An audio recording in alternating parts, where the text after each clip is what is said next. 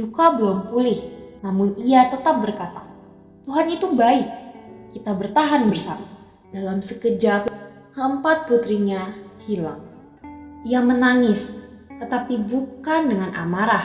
Di tengah kesedihan tak terbayangkan itu, ia merasakan damai. Damai yang tidak berasal dari keadaan, tapi dari Tuhan yang tetap menyertai. Selalu ada pertolongan. Shalom umat Tuhan, senang menyapa umat Tuhan kembali dalam episode sedap kali ini. Seringkali kita menganggap pertolongan Tuhan itu identik dengan berkat, keberhasilan, atau keadaan yang membahagiakan. Tetapi kisah ini justru memberikan sudut pandang yang berbeda tentang arti pertolongan Tuhan. Mari kita ikuti kisah yang satu ini. Horatio Spafford adalah seorang pengacara sukses di Chicago. Ia hidup bahagia bersama istrinya, anak, dan kelima anak mereka. Kehidupannya tampak sempurna, tapi semuanya berubah perlahan, lalu tiba-tiba. Tragedi pertama datang ketika anak laki-laki mereka meninggal karena penyakit. Duka belum pulih ketika kebakaran besar Chicago tahun 1871 menghancurkan hampir semua investasi Horatio. Namun ia tetap berkata, "Tuhan itu baik, kita bertahan bersama."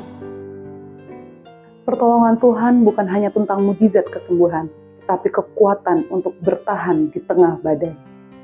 Beberapa tahun kemudian, Horatio mengajak keluarganya ke Eropa untuk beristirahat.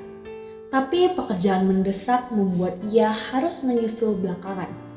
Dengan berat hati, ia melepas istri dan keempat putri kecilnya untuk berangkat terlebih dahulu.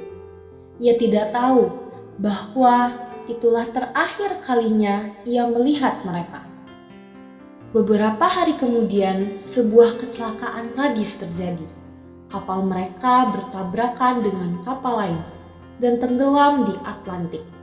Hanya sedikit yang selamat, dan Horatio menerima telegram pendek dari istrinya. "Safe alone," selamat sendiri. Dalam sekejap, keempat putrinya hilang. Kekuatan untuk tetap sadar bahwa Tuhan menyertai ketika seharusnya kita sudah habis, itulah pertolongan Tuhan. Horatio segera berlayar untuk menyusul istrinya. Saat sedang di tengah laut, kapten kapal memanggilnya. "Pak Spafford, inilah area di mana kapal istri dan anak-anak Anda tenggelam." Horatio berdiri di pinggir kapal. Laut itu tenang, terlalu tenang. Di bawah ombak itulah anak-anaknya beristirahat. Ia menangis, tetapi bukan dengan amarah, melainkan dengan penyerahan. Di tengah kesedihan tak terbayangkan itu, ia merasakan damai. Damai yang tidak berasal dari keadaan, tapi dari Tuhan yang tetap menyertai. Dan di tempat itulah, ia mulai menulis puisi yang terkenal sampai hari ini. When peace like a river attended my way, when sorrows I see billows roll, whatever my long thou hast taught me to say, it is well with my soul.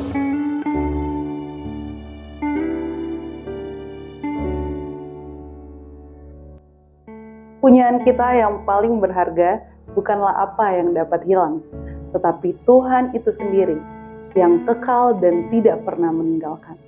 Dari puing kehidupan Horatio Spafford, lahirlah sebuah puisi yang digubah menjadi lagu yang akhirnya menjadi berkat bagi generasi-generasi setelahnya dan sampai saat ini.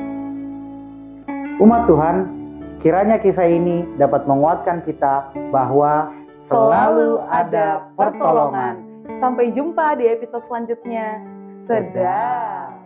Tuhan yang tak pernah mengecewakan, rancangan-Mu penuh damai sejahtera, penyertaan-Mu membuat